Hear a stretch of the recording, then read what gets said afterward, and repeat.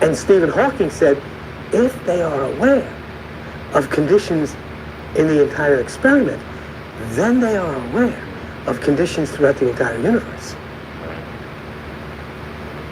We are made of them. We cause them to collapse. Let us consider photons. If we're photons, photons are angles of light, messengers as science refers to them. Now listen to this.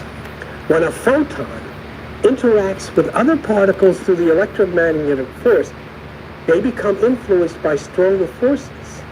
They become influenced by cosmic forces. The point that I'm trying to make here is that they can be influenced by what we call God and move as messenger particles accordingly. Now, listen to this.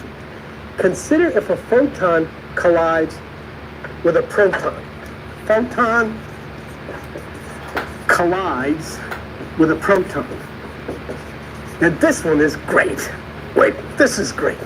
The photon collides with the proton. What happens then? I have to read it. There are things called, hypothetical things called quarks. Okay? These things called quarks will interact from the photon with quarks inside of the proton. Just what I'm saying. When the quarks inside of the photon interact with quarks inside of the proton, they create something new, something different. Something else happens. In other words, what the scientists have found out, that light, low light photon, by interacting with something else, can become matter. And then change back into light again. In other words, there's nothing there. It's light. All of a sudden, there's a guy standing over there. Who the heck is that? Did you ever see him before? No. He said something very strange, or he helped me, or she helped me, or whatever. I turned around. Is it possible? Oh, yes.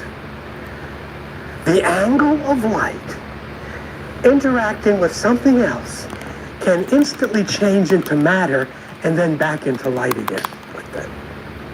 And you know what? I'm not talking about hocus pocus. I'm talking about a fact. The messenger particle, the angle of light, can become a person and then a messenger particle. The person appears as a physical entity, and you turn around and it's gone because it's back to an angle of light, just like that. Why? Because the photon quark has interacted with the proton quark and formed something new. What we don't know is amazing.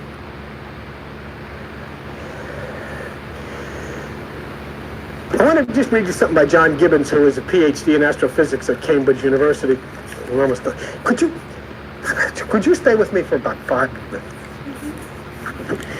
Listen what he says. Because there's really something here that I want to show you to wrap this up. That's really neat, okay? I spent my life doing this stuff. That's why, I stay up till 2 or 3 o'clock in the morning in the dark. I'm nuts.